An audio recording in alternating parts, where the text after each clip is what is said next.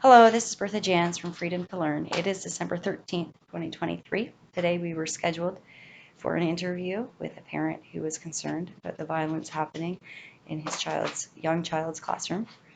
Unfortunately, we had to reschedule for Friday. It is a busy season, so we understand. Stay tuned for that because that's going to be great. But today I did bump into a very interesting man who had a lot to say about the education in Ontario. He has a unique and objective perspective on the education that we offer here in Ontario. He came here for his post-secondary. He has immigrated here from Britain before his post-secondary, and he said he was blown away. Mostly we talked about high school, but just a little blurb on how this started. I asked him, how's it going, and what's your opinion? And he said, I don't understand how you live. He said he used algebra as an example. He said that, you have X and you got to figure out what X is. It's just a matter of shifting numbers around. He said, how do you go to the bathroom by yourself if you don't comprehend that method, right? He talked about literacy. When he went to go find jobs, he said even though he didn't get the job, the employer appreciated how he articulated and communicated on his resume. He said he doesn't see, the employer said that he didn't see that very often, that kind of uh, advanced literacy. And uh, and I remember when I went to college, it was the same kind of experience because yeah, I had a private education, so the standard was a bit higher, and we were dealing with fractions and doing essays, communications, and and it blew me away too.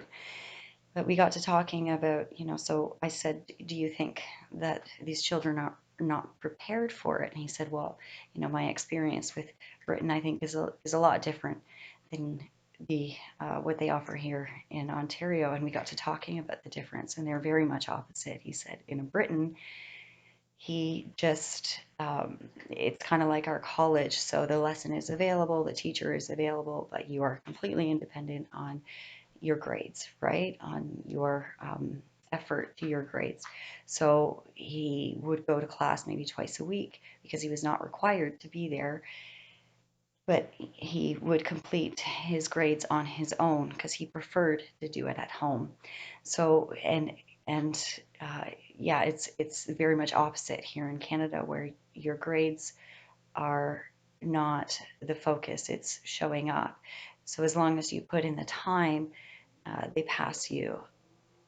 They don't. It's not necessarily your grades that matter. And I remember when I was supporting students in high school, when I was working in the high schools, I was in a grade 11 class, and we were doing resumes and cover letters with these students. And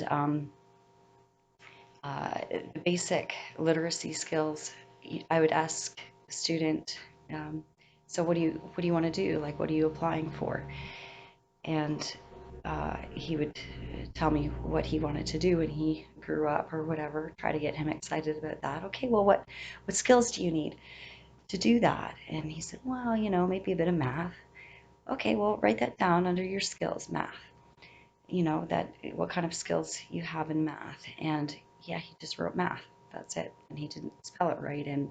And I was like, okay, well, we're gonna have to talk about sentence structure first, right?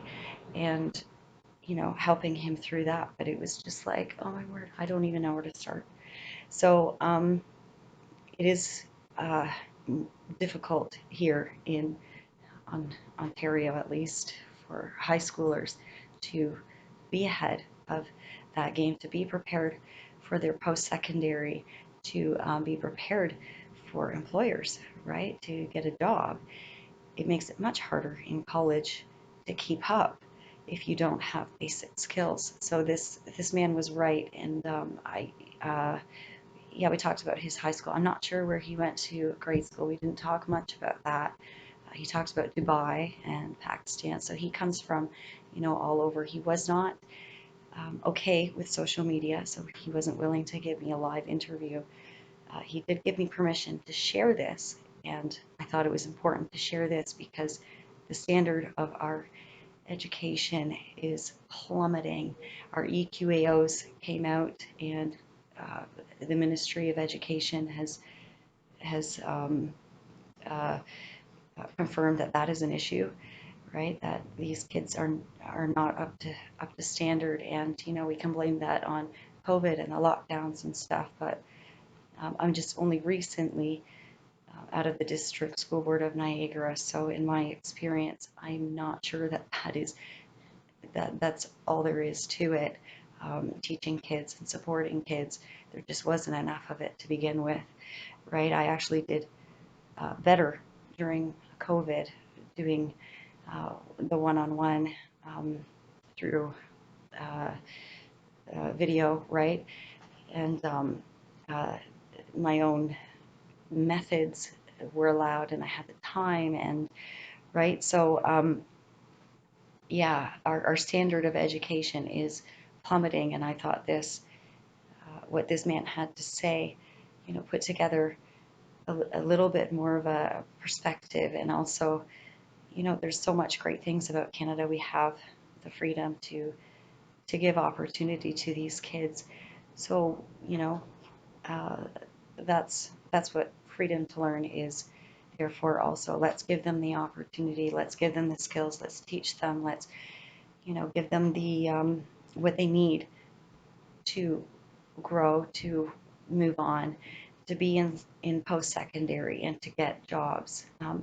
Yeah, I'm just rambling, but I just thought it was an interesting thing to share, and um, yeah, I hope that this also triggers a response from my viewers and from the people who I am communicating with, that it's like, yes, let's do this. We can do this. I mean, these kids are absolutely, completely capable of doing it. They just need the opportunity, and they also need the support in this, and that's what F2L is about, supporting these students to become adults.